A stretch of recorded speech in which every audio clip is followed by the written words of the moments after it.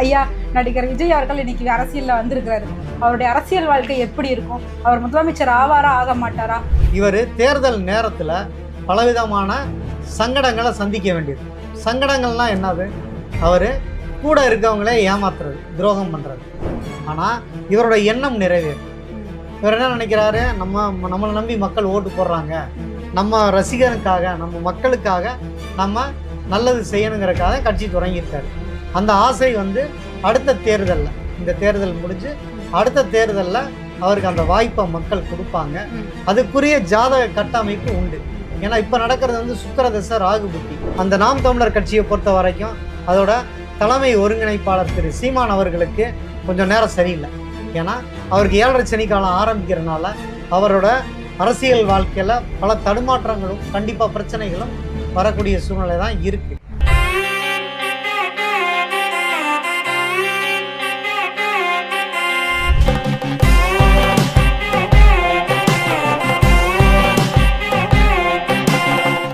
நேர்களே, நம்ம இன்னைக்கு ஒரு ஹாட் டாபிக் பற்றி பேச போகிறோம். என்னன்னு கேட்குறீங்களா? நடிகர் விஜய் அவர்கள் முதலமைச்சர் ஆவாரா ஆக மாட்டாரா? ஐயா கிட்ட கேட்டு தெரிஞ்சுக்கலாம். ஐயா, நடிகர் விஜய் அவர்கள் இன்னைக்கு அரசியலில் வந்திருக்கிறாரு.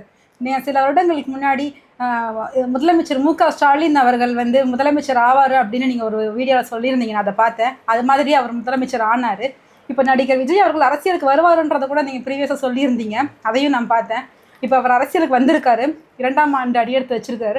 அவருடைய அரசியல் வாழ்க்கை எப்படி இருக்கும்? அவர் முதலமைச்சர் ஆவாரா ஆக மாட்டாரா? அவர் முதலமைச்சர் ஆகிறதுக்கு அவரோட ஜாதகத்தில் அமைப்புகள் இருக்குதா? அவர் என்ன ராசி, என்ன நட்சத்திரன்றதெல்லாம் உங்களுக்கு தெரிஞ்சு எங்களுக்கு கொஞ்சம் ஷேர் பண்ணுங்கய்யா. நடிகர் விஜய் அவர்கள் தமிழக வெற்றி கழகம்னு சொல்லி கட்சியை ஆரம்பித்து இன்னைக்கு முதல் வருஷத்தை கம்ப்ளீட் பண்ணிட்டாரு. அடுத்ததாக இப்போ 2வது வருஷத்தை அடியெடுத்து வச்சுருக்காங்க. இது எந்த அளவுக்கு போகும் அப்படிங்கிறத நம்ம சொல்லிட்டோம். நம்ம அவருடைய ஜாதகத்தை முன்னாடியே ப்ரெடிக்ட் பண்ணி அவர் கண்டிப்பாக தமிழகத்தின் முதலமைச்சர் ஆவாருங்கிறத நான் தெளிவாக சொல்லிட்டேன். ஆனால் இந்த 2026 ஆவாரா அப்படிங்கிறத பல பேரோட கேள்வி. ஆனால் இந்த 2026 அவருக்கு ஒரு தேர்தல் வியூகத்தை அமைக்கிறதுக்கும் மக்களோட ஆதரவு அவருக்கு பெருகக்கூடிய ஒரு வாய்ப்பாக தான் இந்த தேர்தல்ங்கிறது அவருக்கு இருக்கும். அதனால் உடனடியாக அவர் முதலமைச்சர் ஆகக்கூடிய சூழ்நிலைங்கிறது இல்லை. ஏன்னா முதல்ல ரசிகராக இருக்கவங்க எப்படி வாக்காளர்களாக மாறுறாங்க அப்படிங்கிறது ரொம்ப முக்கியமானது. ஏன்னா ரசிகர்கள் எல்லாரும் வேறு வேறு கட்சியில் இருந்திருப்பாங்க. இப்போ புதுசாக ஒரு விஜய் கட்சி ஆரம்பித்த பிறகு சிலருக்கு கட்சி ஆரம்பித்தது பிடிச்சி நம்ம தலைவராக ஏற்றுக்கலாம் அப்படின்னு சொல்லுவாங்க. சிலர் சினிமாவில் ஒரு படத்தை ரசிப்பாங்க, ஆனால் அவருக்கு அரசியலில் வர்றது எனக்கு பிடிக்கலாங்க அப்படின்னு சொல்லுவாங்க. இது ஒவ்வொருத்தரோட மனநிலையை பொறுத்தது. இந்த மனநிலை விகிதாச்சாரங்கிறது என்றைக்கு அதிகமாகி அவரை நடிகர் விஜயை முதலமைச்சர் விஜயாக பார்க்கணுன்னு மக்கள் எப்போ நினைக்கிறாங்களோ அப்போ தான் தமிழ்நாட்டோட முதலமைச்சராக விஜய் அவர்கள் ஆக முடியும். இதுக்கு ஜாதக ஒத்துழைப்பை பற்றி நம்ம பார்ப்போம். அவர் கடகராசி அவரோட ராசி. இப்போ அந்த கடகராசிக்கு அஷ்டமச்சனி காலங்கிறது நடந்துட்டுருக்கு. ஸோ இந்த அஷ்டமச்சனி காலங்களில் அவருக்கு கடந்த 1 இயராகவே பல நெருக்கடிகளை அவர் சந்தித்ததாக அவரே பேட்டியில் சொல்லியிருக்கார். அடுத்ததாகவும் இங்கே வரக்கூடிய ராகு கேது பயிற்சியும் அவருக்கு அஷ்டம ராகுவாக வருது. ஸோ அஷ்டமச்சனியோட அதே மாதிரியான ஒரு பலன்கிறது அஷ்டம ராகுக்கும் உண்டு.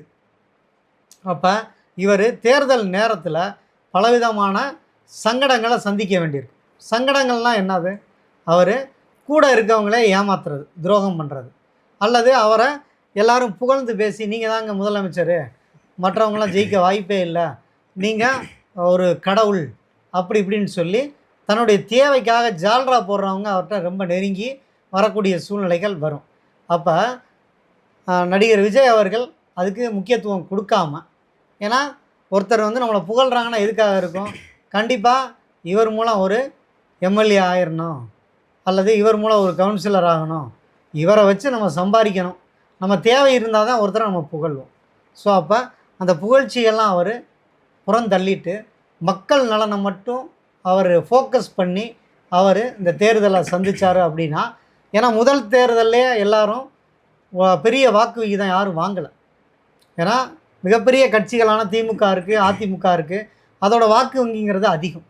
ஸோ அப்போ நம்ம புதுசாக கட்சி ஆரம்பித்தோனையும் உடனடியாக நமக்கு அவ்வளோ பெரிய ஒரு வாக்கு கிடைக்குங்கிறது எதிர்பார்க்க மாட்டார் அவரே. ஏன்னா அவருக்கும் உள்ள சூழ்நிலைங்கிறது தெரியும். ஆனால் முடிஞ்ச அளவுக்கு ஒரு நல்ல ஒரு வாக்குகள் கிடச்சிச்சு அப்படின்னா அவரோட மதிப்பு உயரும், அவர் மேலே நம்பிக்கை வரும். அப்போ கட்சியில் இன்னும் நிறையா பேர் சேருவாங்க. எப்பயுமே ஒரு முன்னேற்றம் இருந்தால் தான் நம்ம வெற்றி பெற்றவனையும் ஒரு பெரிய டீம் வந்து அதோட சேர்ந்துக்குவாங்க.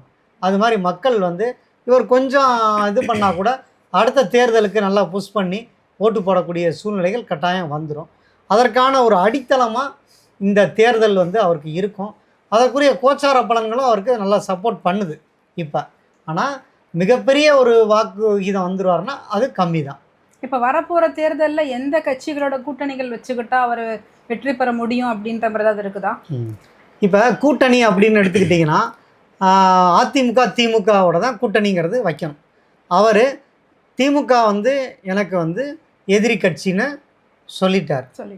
அப்போ அவங்களோட கூட்டணிங்கிறது இல்லைங்கிறது கன்ஃபார்ம் ஆயிடுச்சு. அடுத்து பார்த்தா ஆப்போசிட்டில் அதிமுக இருக்காங்க, அவங்க எதிர்கட்சியாக இருக்காங்க, அவங்களுக்குன்னு ஒரு பெரிய ஓட் பேங்க் இருக்குது. டிஎம்கேக்கு எப்படி இருக்கோ அதே மாதிரி ஏடிஎம்கேக்கு அந்த ஓட்டு விகிதங்கிறது ரெட்டலைக்கு உண்டு. இந்த ரெட்டலை இருக்கிற வரைக்கும் மக்கள் வந்து யார் தலைமையில் இருந்தாலும் ஓட்டு போடக்கூடிய மனநிலையில் இருக்காங்கிறது நம்ம எல்லாருக்கும் தெரியும்.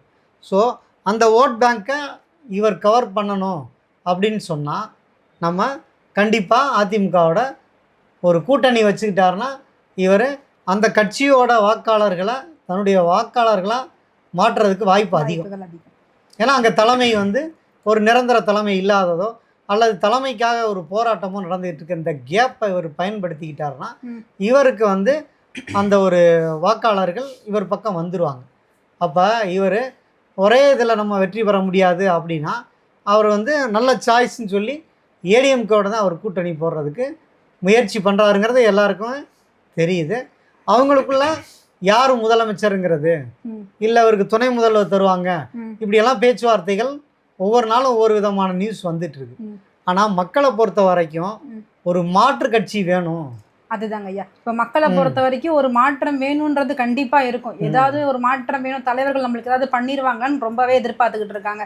அந்த மாதிரி இவர் ஒரு உச்சத்தை விட்டுட்டு நம்மளுக்காக மக்களுக்காக வரேன்னு சொல்லியிருக்கிறாரு. ஸோ நம்மளுக்கு ஏதாவது செய்வாரா, அவர் செய்யக்கூடிய ஆள், அவர் கட்டத்தில் அந்த மாதிரி அமைப்புகள் இருக்கா? அப்போ அவர் மக்கள் வந்து எதிர்பார்க்கறது நமக்கு தனி கட்சி ஆரம்பித்து தனியாக வந்து அவர் வந்து முதலமைச்சர் ஆகணுங்கிறத மக்களோட ஆசை. அதுக்காக தான் இவர் எந்த கட்சியிலையும் போய் சேராமல் ஒரு காங்கிரஸில் போய் சேர்ந்துருக்கலாம், அப்போ ஒரு பிஜேபியில் சேர்ந்துருக்கலாம், இல்லை ஏடிஎம்கேல கூட சேர்ந்துருக்கலாம். ஸோ அதை மக்கள் விரும்பலை, தன்னுடைய ரசிகர்கள் அதை விரும்பலைங்கிறத எல்லாத்தையும் தெரிஞ்சுக்கிட்டு தான் நம்ம தனித்துவமாக இருப்போம், நம்ம தனியாக கட்சி ஆரம்பித்து மக்களுக்கு நல்லது செய்வோம் அப்படின்னு அவர் முடிவு பண்ணி தான் அதில் இறங்கியிருக்கார். ஆனால் அவருக்கு இந்த தேர்தல் வந்து முழு ஆதரவு கிடைச்சி மக்கள் சேவைங்கிறது அவரால் பண்ண முடியாது. ஆனால் இவரோட எண்ணம் நிறைவேறும். இவர் என்ன நினைக்கிறாரு, நம்மளை நம்பி மக்கள் ஓட்டு போடுறாங்க, நம்ம ரசிகனுக்காக நம்ம மக்களுக்காக நம்ம நல்லது செய்யணுங்கிறக்காக கட்சி தொடங்கியிருக்காரு. அந்த ஆசை வந்து அடுத்த தேர்தலில், இந்த தேர்தல் முடிஞ்சு அடுத்த தேர்தலில் அவருக்கு அந்த வாய்ப்பை மக்கள் கொடுப்பாங்க. அதுக்குரிய ஜாதக கட்டமைப்பு உண்டு. ஏன்னா இப்போ நடக்கிறது வந்து சுக்கிர தசை ராகு புத்தி. அப்போ ராகு புத்திங்கிறது ஒரு பிரம்மாண்டத்தை கொடுத்து சினிமா சம்மந்தப்பட்ட விஷயங்களை ஒரு சந்தோஷத்தை கொடுத்து ரசிகர்கள் அல்லது சுற்றி இருக்கவங்க வந்து நீங்கள் தாங்க முதல்வர் அப்படின்னு சொல்கிற அளவுக்கு எல்லாமே வந்து நடக்கும். ஆனால் அவருக்கு தெரியுமில்ல பர்சனலாக, ஸோ இது முதல் தேர்தல் அப்படின்னு சொல்லிட்டு அதனால் அவர் நிதானிச்சு தான் இருப்பார். ஆனால் அடுத்த தேர்தலுக்கு வரும் பொழுது அவருக்கு சாதகமான தசா புத்திகள் இருக்கு. இந்த ராகு புத்தி முடிஞ்சிட்டாக அவருக்கு மக்கள் மேலே ஒரு பெரிய ஈடுபாடு, மக்களுக்கு இவர் மேலே ஒரு ஈடுபாடுங்கிறது இயற்கையிலே வந்துடும். அதுலேருந்து படிப்படியாக அவர் அந்த முதல்வர் பதவியை நோக்கி அடுத்த 5 ஆண்டுகளை அவர் நோக்கி போவார். அதனால் கண்டிப்பாக அந்த வாய்ப்பு இருக்குது. மக்களுக்கு ஒரு நல்லாட்சி கண்டிப்பாக விஜய் கொடுக்கணும்னு நினைக்கிறாரு. அது கொடுக்கக்கூடிய வாய்ப்பு மக்கள் கண்டிப்பாக கொடுப்பாங்க. ஐயா, அப்போ உங்கள் கணிப்புப்படி வந்து முதலிடம் வந்து விஜய்க்கு, நடிகர் விஜய் அவர்களுக்கு இல்லை அப்படின்றீங்க. அப்போ திமுக தான் ஜெயிக்குன்றீங்களா? ஆமாம், வருகிற சட்டமன்ற தேர்தல் 2026 திமுகவுக்கு ஒரு பெரிய அளவில் வாய்ப்புகள்ங்கிறது இருக்குது. கண்டிப்பாக வந்து திரு உதயநிதி அவர்கள் வந்து ஆட்சி அமைப்பார். அவருக்கு தான் வந்து ஜாதகத்தில் வலுவாக இருக்குது. ஸோ கண்டிப்பாக அடுத்த முதல்வர் பதவி திமுகவுக்கு தான். அப்போ முதலிடம் திமுகவுக்கு தான் அப்படின்றீங்க. ஓகேங்க ஐயா. அப்போ இந்த 2வது இடம் வந்து மெயின் இடம் இல்லைங்களா, எதிர்கட்சி. ஸோ அதில் எது வருன்றீங்க? ஏன்னா இப்போ நாம் தமிழர் இருக்குது, அதிமுக இருக்குது, இப்போ 3ஆவதா இப்போ விஜயும் வந்திருக்கிறாரு. இப்போ 2ஆம் இடத்துக்கு யார் வருவாங்கன்னு நீங்கள் உங்களோட கணிப்பு சொல்லுதுங்க ஐயா? இப்போ அதிமுகவை பொறுத்த வரைக்கும் அந்த கட்சியில் ஒரு பெரிய மாற்றங்கிறது வரப்போகுது. என்னன்னா தலைமையில் ஒரு பெரிய போராட்டம், ஒரு இழுபறி இருந்துக்கிட்டே இருந்தது. ஆனால் வருகிற தேர்தலுக்குள்ளே அது கண்டிப்பாக வந்து ஒன்றிணைந்த கட்சியாக அது மாறக்கூடிய வாய்ப்புங்கிறது கட்டாயம் இருக்குது. அதனால் பெரும்பாலும் எதிர்க்கட்சியோட வலுத்தன்மை அதிமுகவுக்கு நிறையவே இருக்குது. இதில் இவங்க விஜய் அவர்கள் வந்து அதிமுகவோட கூட்டணி போட்டுக்கிட்டால் நம்ம அதிமுகவோட வாக்காளர்களையும் இழுத்துக்கலாங்கிற எண்ணமும், இவங்களுக்கு வந்து அதிமுககாரங்களுக்கு விஜயை வந்து நம்ம கூட்டணிக்குள்ளே கொண்டு வந்தோம்னா இன்னும் கூடுதல் பலம் பெறும் அப்படின்னு அவங்களும் நினைக்கிறாங்க. ஸோ இந்த கூட்டணிகளுக்குள்ள எந்த அளவுக்கு அவங்க அமையும் அப்படிங்கிறத பொறுத்து அதோட ரிசல்ட்டுங்கிறது வரக்கும். என்னோட கணிப்புப்படி என்னன்னா, ஏடிஎம்கே வந்து அந்த எதிர்க்கட்சியோட ஃபுல் ஃப்ளஜ்டாக, ஏன்னா அவங்களுக்கு ஒரு பெரிய வாக்கு விகிதம் இருக்குது, அதனால் இருப்பாங்க. அப்போ விஜய் வந்து 3ஆம் இடத்தை பிடிக்கக்கூடிய வாய்ப்புங்கிறது கட்டாயம் இருக்குது. அதனால தான் 2 பேரும் இணைஞ்சா எதிர்க்கட்சியாக வரலான்னு சொல்லி அவங்க ட்ரை பண்ணுறாங்க. அடுத்து பார்த்தீங்கன்னா திரு சீமான் அவர்கள் இருக்காங்க. அவங்க இப்போ தான் வந்து மாநில கட்சிக்குரிய அந்தஸ்தை பெற்றிருக்காங்க. அந்த குறிப்பிட்ட வாக்கு விகிதத்தை அவங்க பெற்றிருக்காங்க. ஆனால் அந்த நாம் தமிழர் கட்சியை பொறுத்த வரைக்கும் அதோட தலைமை ஒருங்கிணைப்பாளர் திரு சீமான் அவர்களுக்கு கொஞ்சம் நேரம் சரியில்லை. ஏன்னா அவருக்கு 7.5 சனி காலம் ஆரம்பிக்கிறனால அவரோட அரசியல் வாழ்க்கையில் பல தடுமாற்றங்களும் கண்டிப்பாக பிரச்சனைகளும் வரக்கூடிய சூழ்நிலை தான் இருக்குது. அதனால் அது கொஞ்சம் வீக் ஆகிறதுக்கு வாய்ப்பு இருக்குது.